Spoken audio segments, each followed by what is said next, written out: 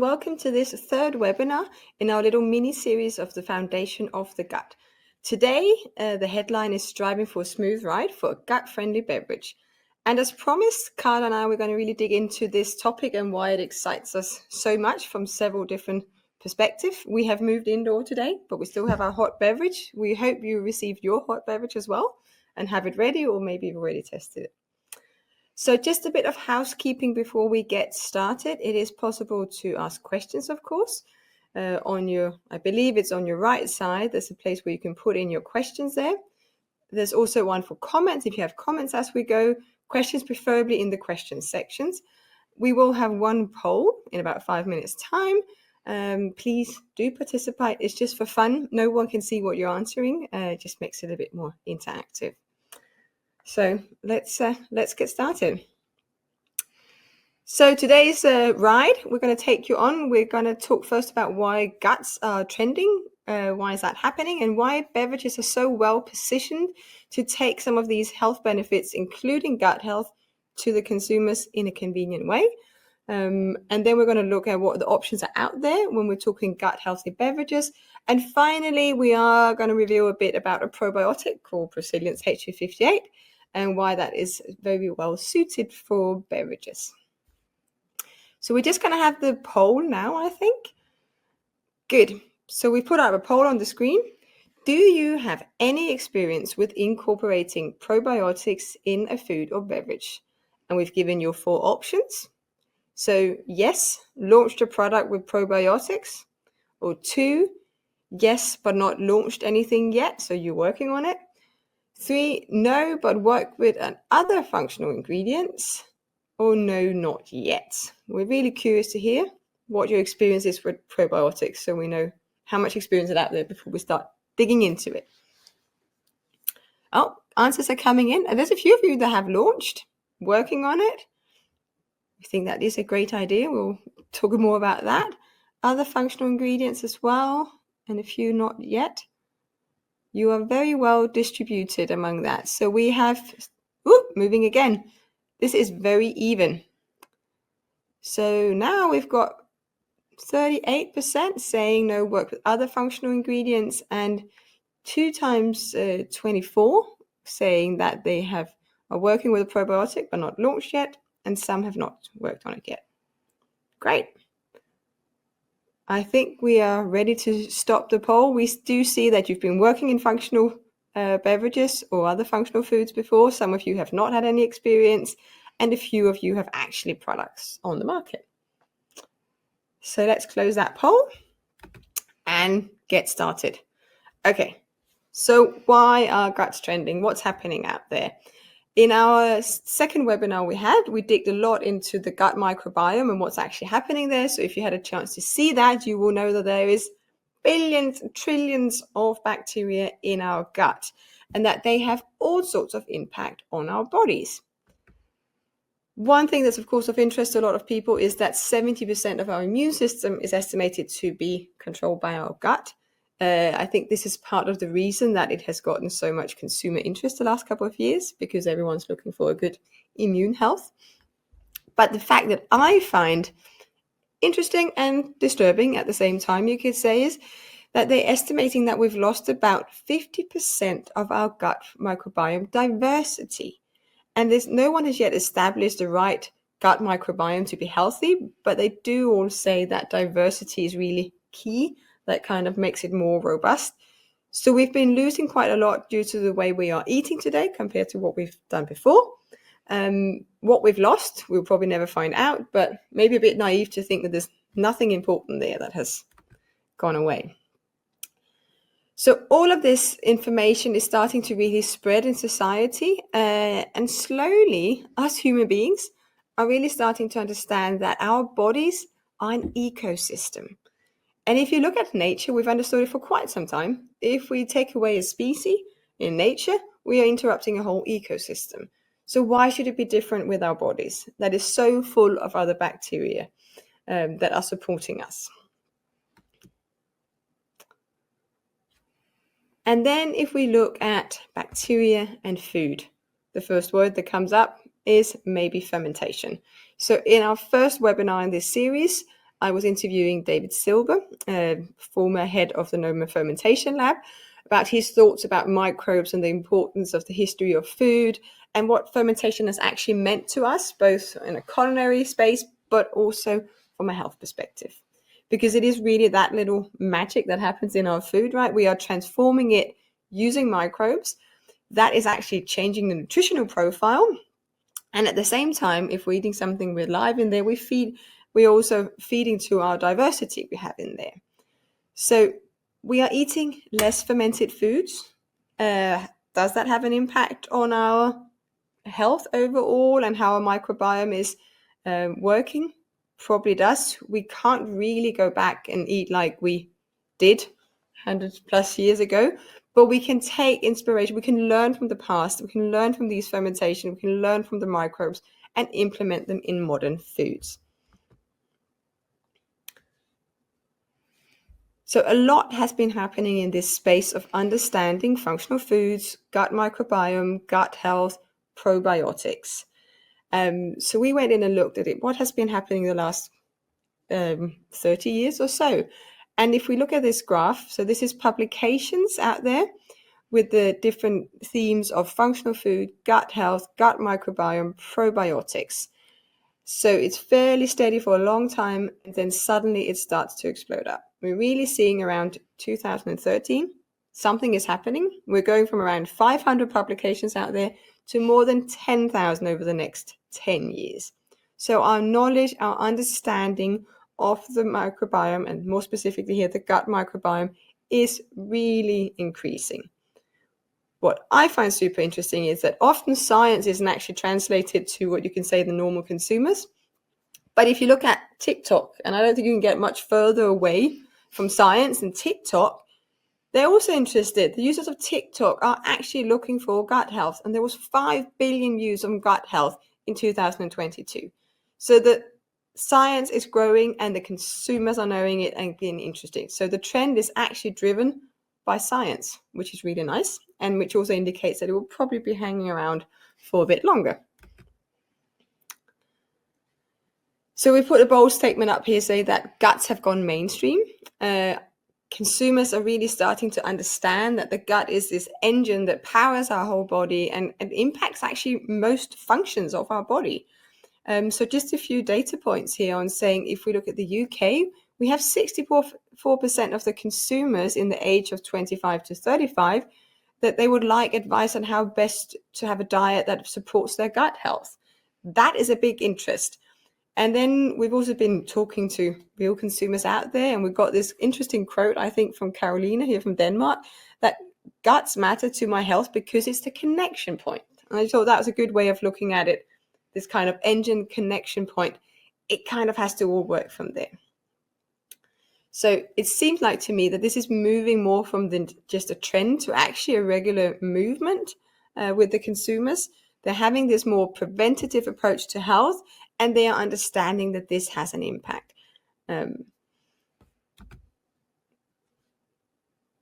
So that was the gut health and why we find it not only exciting, but actually a trend that's here to stay.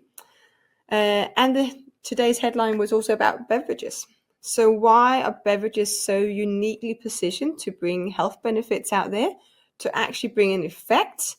Well, we strongly believe it's because they're already doing that today. Consumers already closely link beverages to an actual impact on their physical performance or their mental performance as it is out there. So I think most of you have maybe already had your morning coffee. You in the US are maybe having it right now. You're doing that to just get that energy boost out there, right?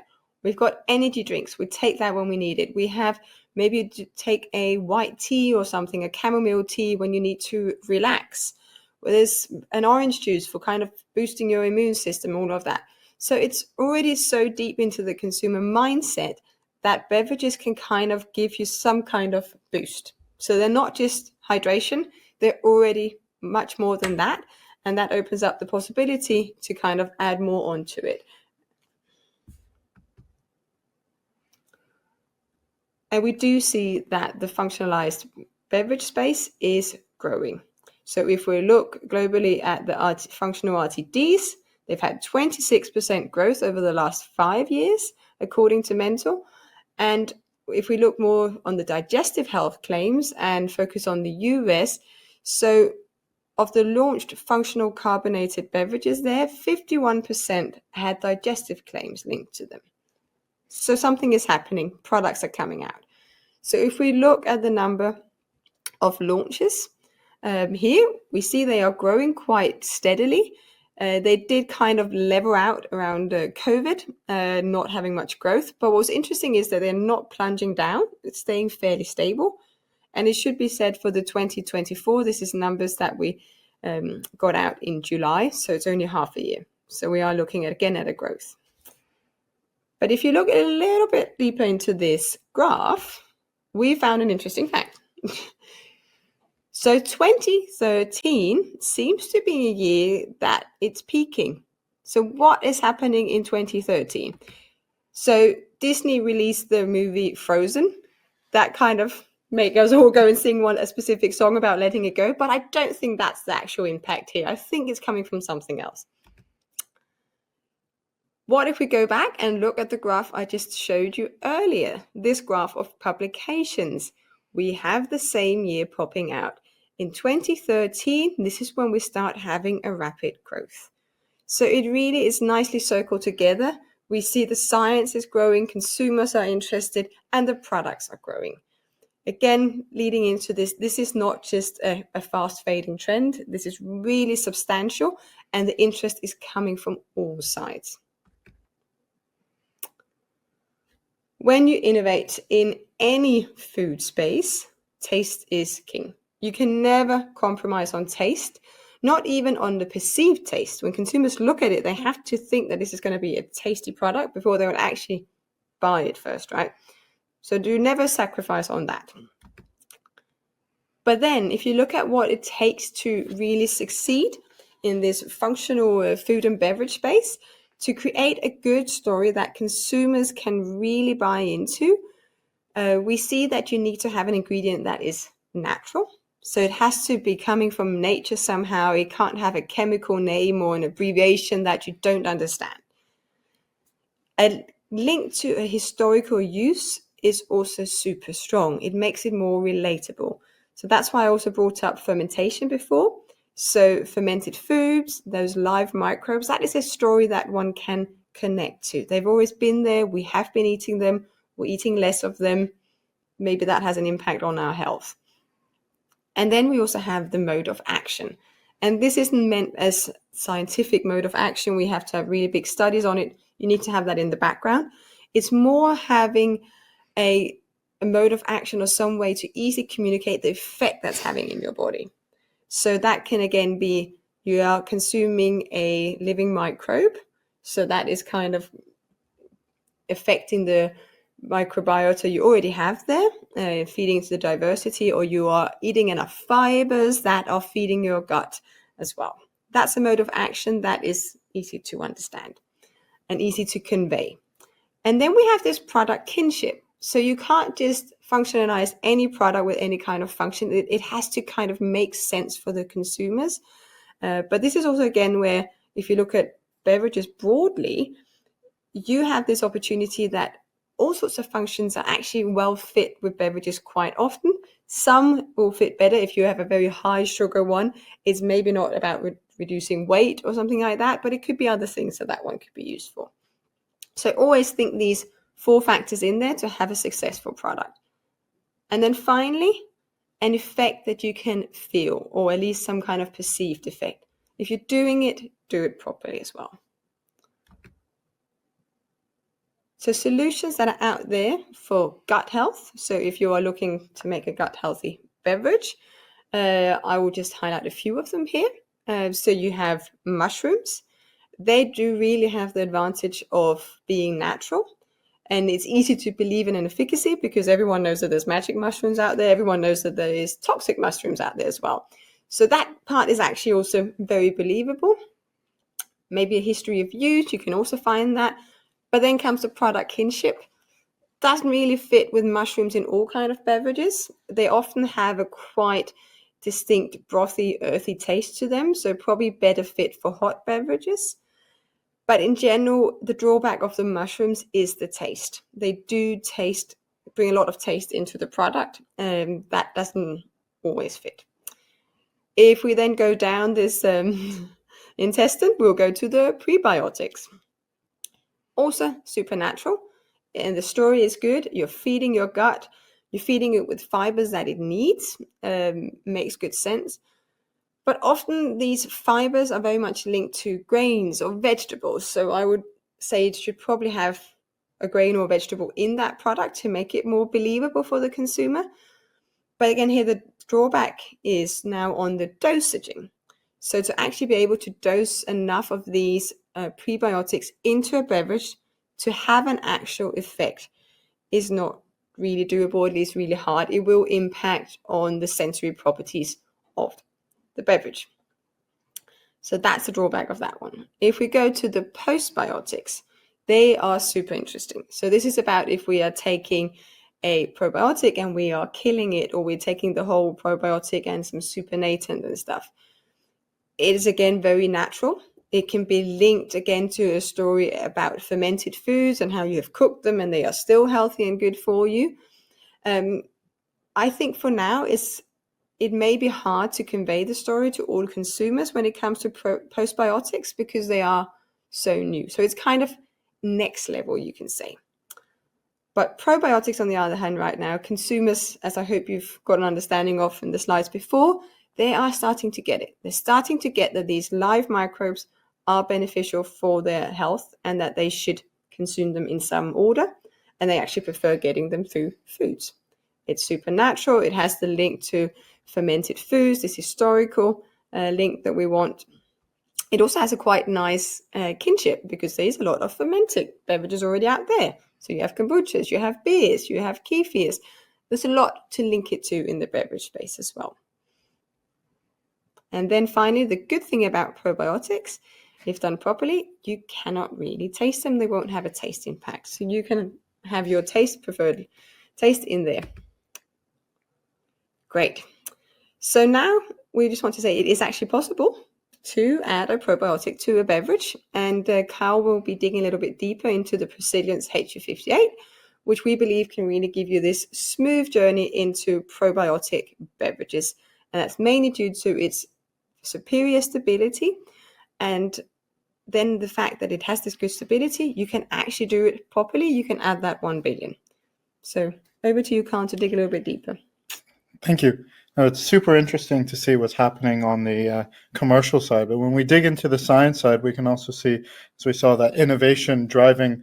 And our product here that I'll talk about a little bit, Prosilience HU58, really kind of takes advantage of that innovation to bring something new to the market. So it is Prosilience HU58 is a spore-forming probiotic solution.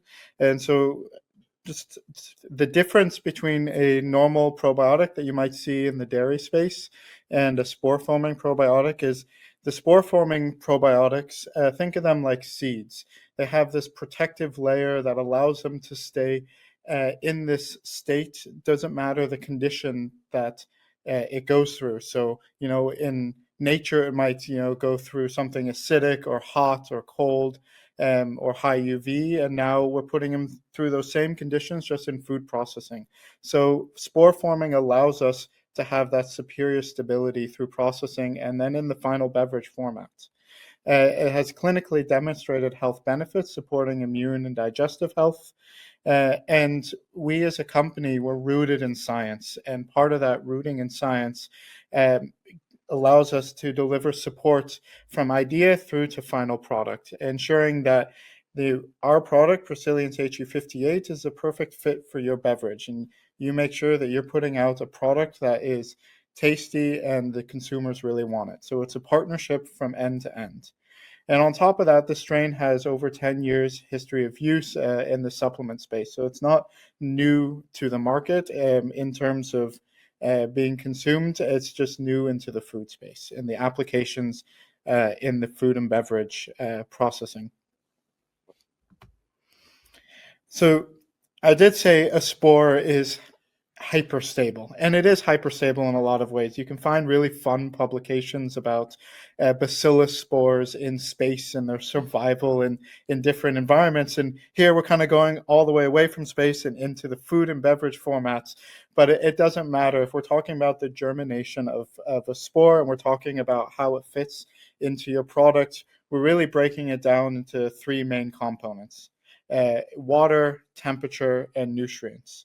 And these three factors are needed for that germination or that sprouting, if you're thinking about it, about the seed.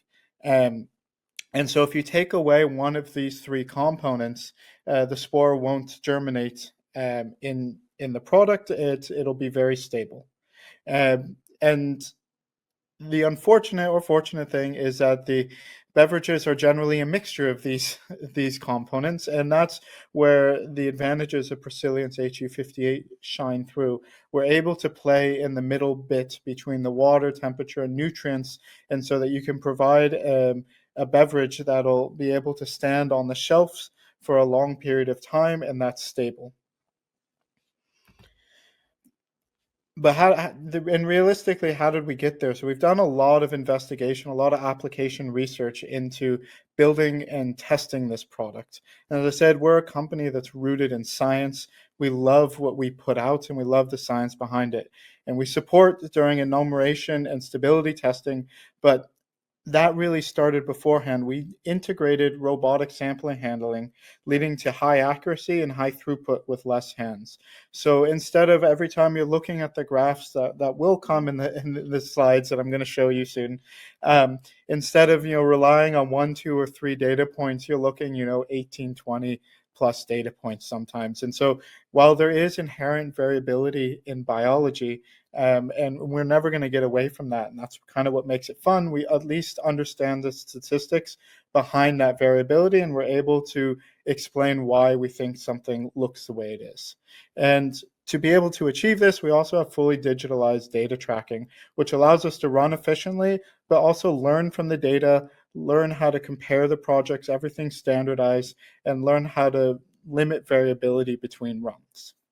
So we're constantly in a learning loop with ourselves. But what does that translate to? Well, Prosilience HU58 is a Bacillus subtilis spore. And by nature, Bacillus subtilis is extremely heat tolerant. And part of the reason is the biology behind it. And there's many studies that are out there, but this biology enables it to have impressive survival through all these heat processes. It doesn't matter if it's a hot beverage or if it's a pasteurization process. And that allows you to add Prosilience HU58 prior to pasteurization. You don't have to worry about handling it post in a sterile, clean environment, and achieve the amount of cells or CFUs at the end of shelf life that will have an impact without blowing your budget.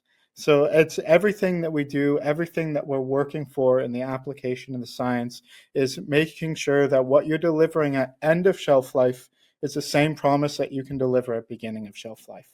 The stability through the entire process.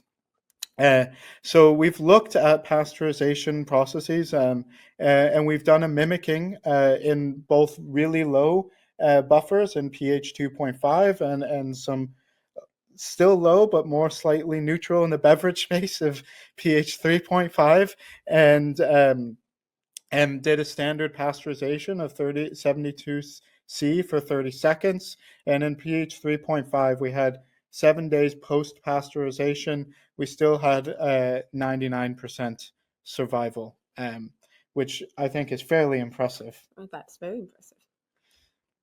And we're showing more in the next graph here. Yes, and so what we can see here on these two graphs, if we look first on the left side in pH 2.5, and as a scientist, I will show you the data as it stands.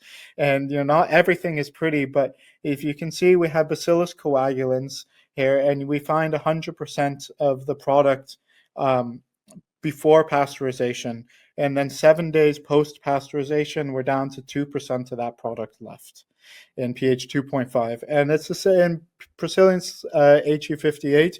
We find 100% exactly the same pre-pasteurization, and then 7 days post, we're at 26% survival. So while, as I said, it's not perfect, it is still significantly better. And then if you go up then to pH 3.5 on the right-hand side, we do, for Bacillus coagulans, we are again finding only 7% survival 7 days post-pasteurization. But for Procillians HU58, 7 days, we're finding 99% survival.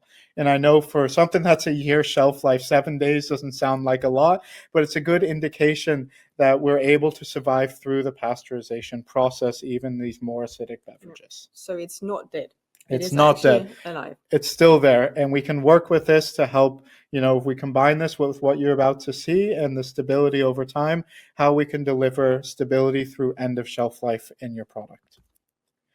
So if we looked at stability in hot beverages, Procillians HU58 again shows significant better stability when compared to Bacillus coagulans. And as I mentioned a few slides earlier, there are papers that do explain the differences in heat stability in spores.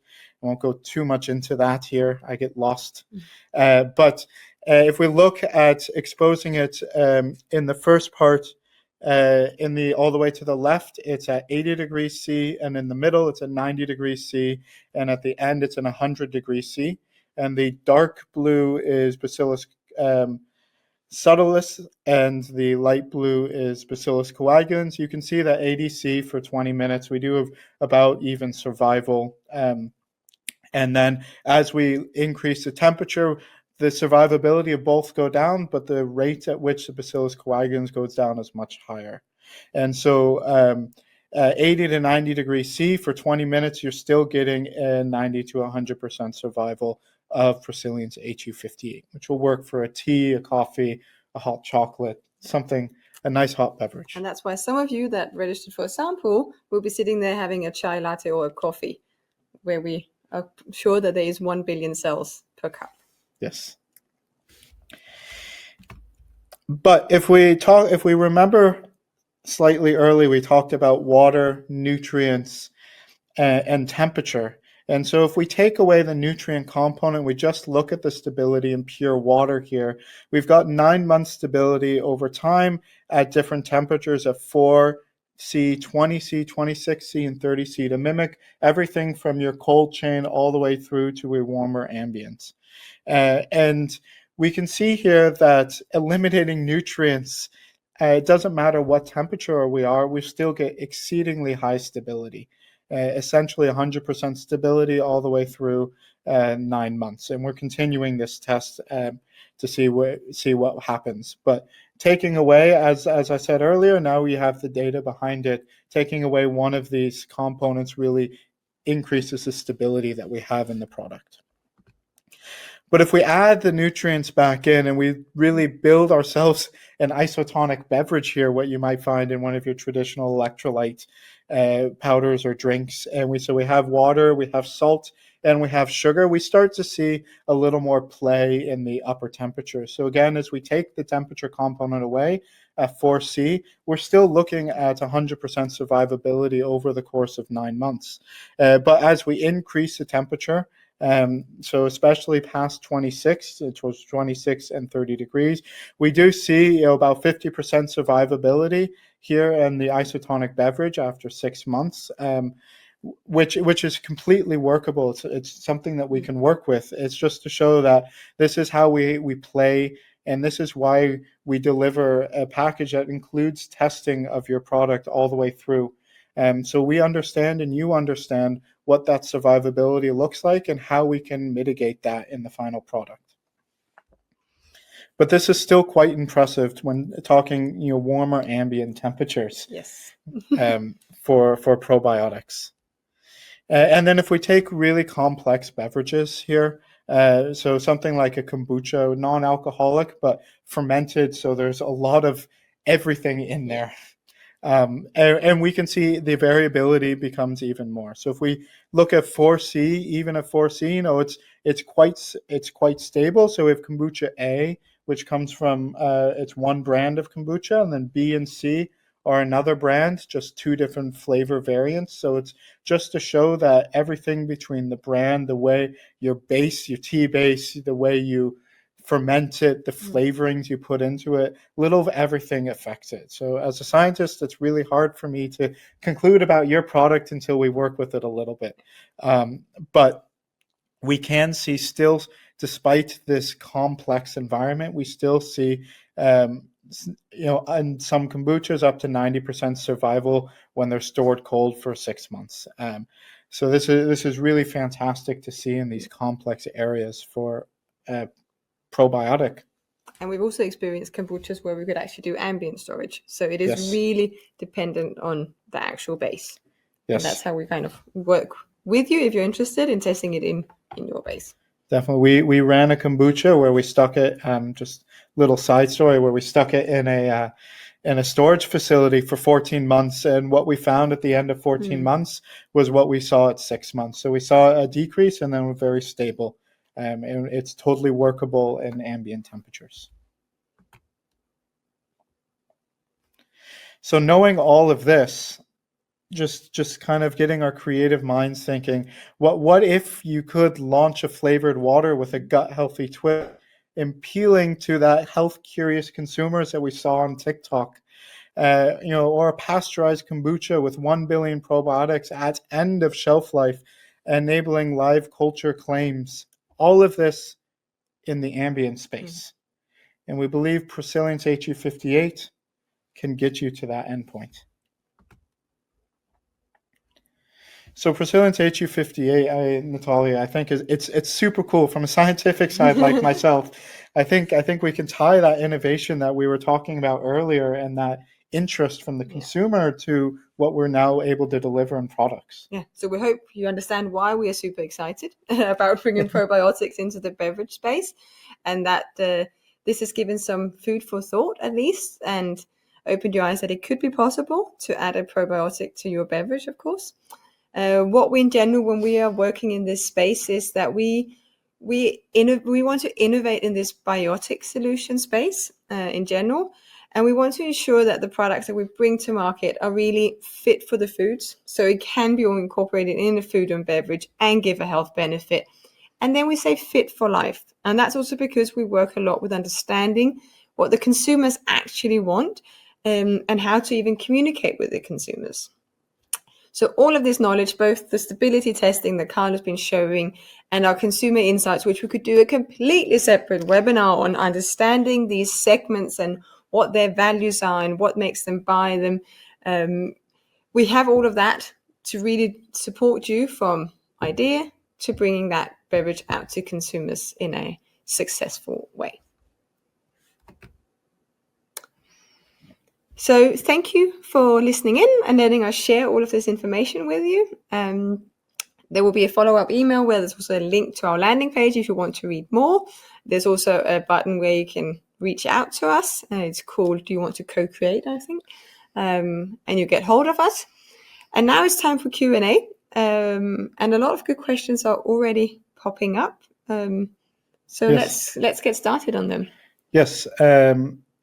Would a pasteurized kombucha then be a postbiotic instead of a probiotic? And no. So we're providing not with Prosilience. So what we're providing, Prosilience is a probiotic that is able to survive the pasteurization. So you still get the live. To be probiotic, you still have to be alive. Yeah. And then we have the audience saying, is this ingredient already in EU approved, or does it fall under novel food? It is approved for EU. Yes. So there is a question about for the survival rate of Prosilience, do you have results for a longer shelf life in an accelerated study? And we've looked at accelerated studies, and we've decided not to go down that avenue because we do see differences between doing accelerated studies and then what real life shelf life shows over time. And so we're doing true shelf life stability studies. But often we do have a good indication after 3 to maximum 6 months of how it's going to perform generally. That's what we're seeing in the longer studies. So Kyle mentioned we have up to 14 months on some products.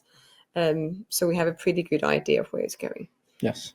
And generally find the accelerated studies do a little worse than what real life shows. Yeah, exactly. It is hard to do an accelerated because if you're increasing the temperature, it's a completely different condition. And that's what you would quite often do in accelerated studies. So just a more like food for thought question here. Where can one find Bacillus subtilis in nature? And naturally, Bacillus subtilis is found all over the place. So it is a soil microorganism, but it's also found in our food, in our guts. Yeah. It's found in human intestines, but I think you might actually know a little something about food. It's also found in food. So if we look towards Asia or West African food, there's some traditional foods that are fermented with Bacillus subtilis. One that's maybe a little bit known is from Japan. There's natto that is actually fermented with a Bacillus subtilis. So it is found in traditional food, giving that really nice link to a historic use. Yes. And maybe a little bit more, what claims can this product make? Yes. So that, of course, depends on where in the world you are and where you want to be selling your product. If you are in Europe, it will really depend on country to country. Some countries you can claim probiotics, others you can claim live culture. Luckily, we see that consumers perceive that wording live culture as probiotic. They immediately think this is a probiotic, and they link it to the same effects that they link probiotics to, which is gut health and immunity.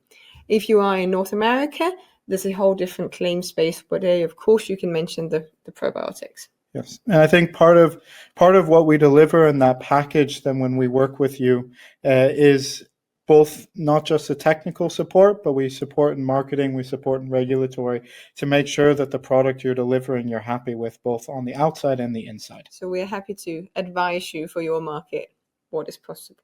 Yes. Another interesting fact is the number, actually. We haven't talked so much about that. We've mentioned 1 billion, because that is the recommended dosage generally for probiotics in food, and that will give an effect. And consumers also, when they see that, they see it's a more serious product, right? If you're promising that 1 billion at end of shelf life, when they actually consume it, yes, they do acknowledge that. And it's super important that it's there at the end of shelf life and not just at initial packaging. Yes.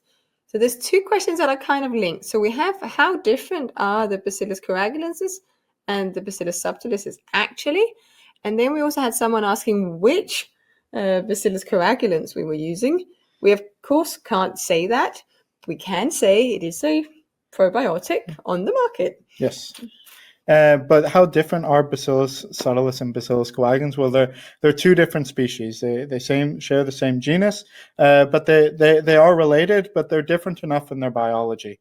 And if we think about the differences in biology, I mean, bacteria is just a massive space. The difference between an E. coli and a bacillus is, I think, greater than the difference between us and a filamentous fungi. So still within the bacillus space, there is quite a lot of genetic variety, and the difference between coagulans and subtilis have a lot of the same genetic components and genetic makeup, or else they wouldn't both have probiotic effects and be spore-forming organisms. They are similar, but there is enough differences that we do see differences in heat stability. We see differences in survivability in beverages and so on. So there are differences between them. Yes, it's really also linked to the species. That's why it doesn't maybe matter so much which coagulants. The results would also really depend on your product in general, but in general, Bacillus subtilis is more heat resistant, and that really matters if you're pasteurizing your beverage, right? Yes. Or if it's a hot beverage that you're doing. Yes.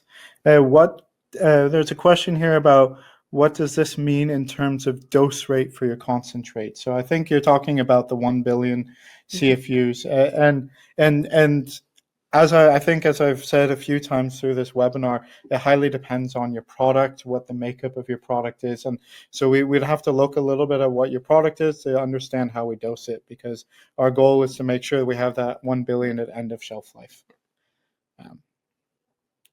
Does your product only appeal to people who focus on gut health? So this one, the clinical studies around it are related to gut health and immunity. So if you're talking about what you can claim, it is limited, one could say, to that, of the more traditional probiotic effects. We are working on other things that will come with other interesting claims, but the resilience here in question is about gut and immunity. Yes. Question here about the finished beverage, does it form a sediment? And so Procyllian's HU58, like any other probiotic, it does not dissolve in liquid. No cells dissolve in liquid. And so if you dose a massive amount, and I'm talking a massive amount, it can precipitate over time. But the amounts that we're talking about and the concentration that we have of our product is so small that yes, you ideally it's nice to mix it, but even you won't notice it precipitate unless it's a hyper clear beverage. Yeah, but we do actually have some sensory testing, and we did that also in clear beverages. And if you're not looking for it, they don't actually see it. So yes, it is not something that they will notice that you've added in your product. No. And we've done sensory tests, and it has no sensory implications in terms of taste either. Yeah. What about spores? Can they contaminate the line? That is a fantastic question, and that is something we've done quite a lot of work researching in. And spores, if you handle them correctly and you clean your lines correctly, you won't have any contaminations, hopefully. Spores, yes, they have potential, but there's also spores naturally in the air. Every time we breathe in and out, we're breathing in and out fungal and bacterial spores. So I think you have to be careful about your line. You have to be careful about how you work. I think in a safe way, and of course we will help guide you how to work. But if you work in the proper, safe ways, then you should really limit the chance of contamination across your lines. I think we had a question as well that was quite linked to that about the filling when you're working with it, about how to fill it best and when. So there's no special requirements because you can dose it before the pasteurization. It's more about working cleanly and properly with it. Yes. There's a question here about, we showed results for 72 degrees pasteurization. Can you please share what happens in higher temperatures? As you saw with the heat, the hot beverage study where we went to 80, 90, and 100 for 20 minutes, were exceedingly stable. So this was just an example of one pasteurization technique you could use. We have tried this across multiple different types of pasteurization.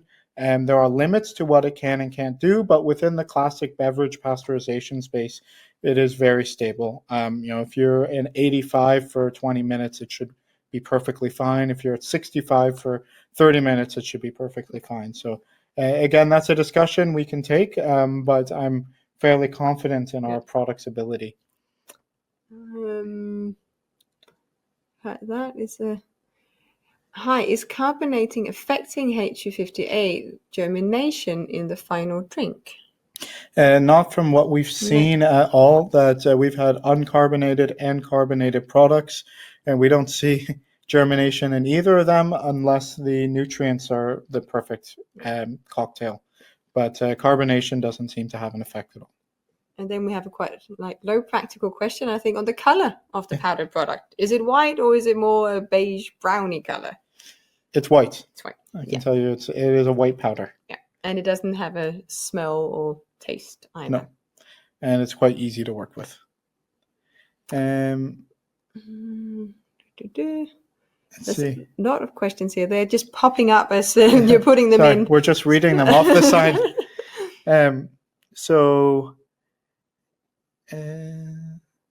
Is there an effect on the product consistency during shelf life, breakdown of nutrients? So the product itself has a shelf life of 2 years.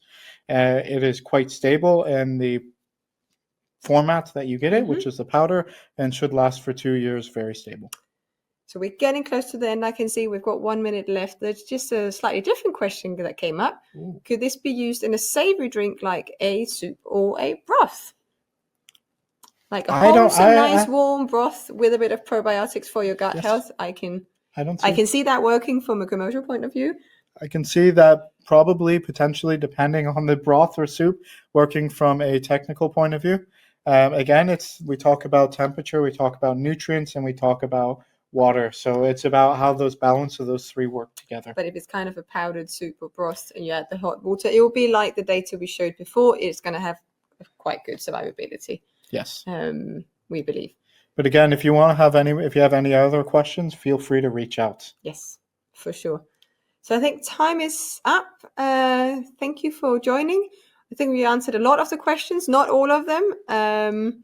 Feel free to reach out if we don't write back to you an answer fast enough. The recording will also be available and be sent to you, so you can watch it again or share with others. And yes, hope to talk more to you and hope that this has some interest to you and that you enjoyed your hot beverage. Yes. Thank you very Thank you. much.